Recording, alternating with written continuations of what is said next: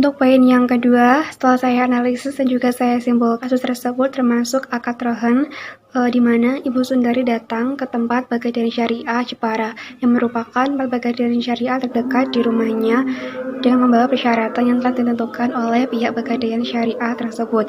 Setelah persyaratan diterima oleh pihak Pegadaian, nantinya pihak Pegadaian akan datang menyurvei ke tempat lokasi Ibu Sundari tinggal, dan nantinya akan dijelaskan lebih panjang lagi di dalam poin ketiga. Jadi kasus tersebut termasuk akad rohan.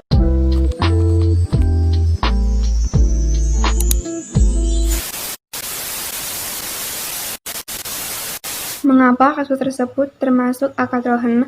Karena menurut saya praktek rohan dalam Pegadaian Syariah Cabang Jepara tersebut telah sesuai dengan hukum Islam, di mana rohan secara teknisnya itu adalah menahan harta milik si peminjam sebagai jaminan sehingga memperoleh pinjaman. Dan barang yang digunakan sebagai jaminan tersebut harus memiliki nilai yang ekonomis.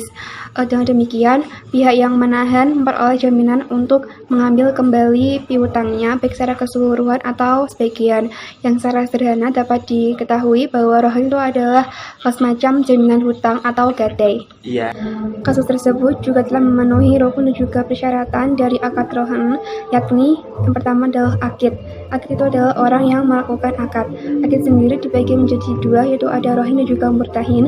Kalau rohin itu adalah orang yang menerima pinjaman, yaitu Ibu Sundari. Yang kedua adalah murtahin. Murtahin adalah orang yang memberikan pinjaman atau orang yang menerima gadai, yaitu pihak Pegadaian Syariah Cabang Jepara. Terus untuk rukun yang kedua adalah maqud alaih atau yang diakadkan. Maqud alaih terdiri dari dua juga, yaitu ada marhun dan juga marhun bih. Kalau marhun itu adalah barang yang digunakan sebagai jaminan. Yang digunakan sebagai jaminan dari kasus tersebut adalah tanahnya atau sertifikat tanah. Marhun juga memiliki beberapa persyaratan yang telah ditentukan. Yang pertama itu adalah agunan harus dapat dijual dan nilainya seimbang dengan pembiayaan. Yang kedua, agunan harus dapat bernilai dan bermanfaat menurut ketentuan syariah. Yang ketiga, agunan harus jelas dan dapat ditentukan secara spesifik. Yang keempat, agunan harus milik sendiri dan tidak terkait dengan pihak lain. Yang kelima, agunan merupakan harta yang utuh dan tidak bertebaran di mana-mana. Yang keenam, agunan harus memiliki manfaat atau dapat diserah terimakan, baik fisik maupun manfaatnya. Jenis maqud alaih yang kedua itu adalah marhun bih. Marhun bih bisa disebut dengan pembiayaan atau hutang.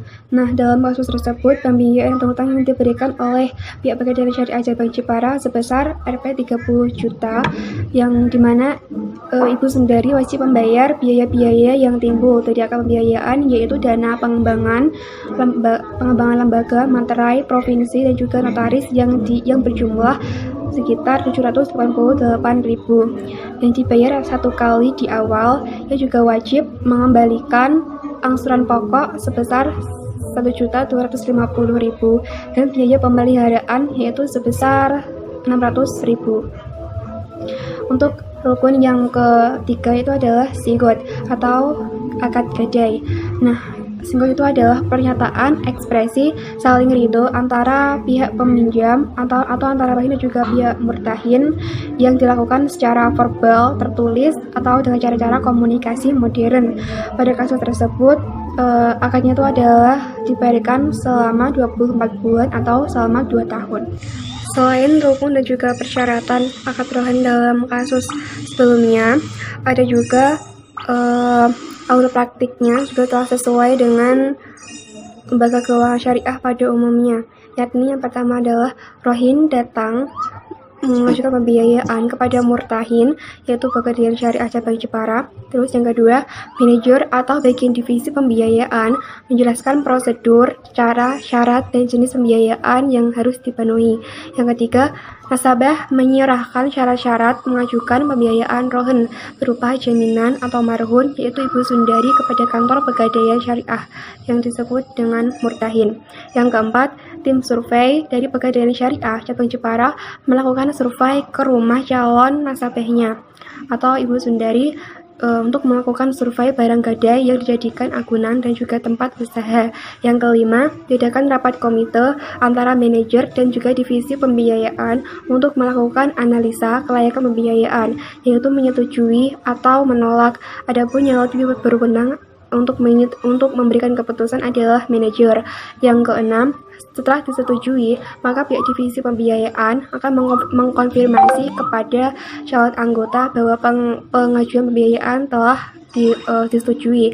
Yang ketujuh, setelah kontrak pembiayaan ditandatangani dan agunan diterima oleh pihak pegadaian, maka pegadaian syariah cabang Jepara tersebut akan mencarikan pembiayaan. Yang kedelapan, rohin melakukan pembayaran kembali ditambah dengan fee yang telah disepakati.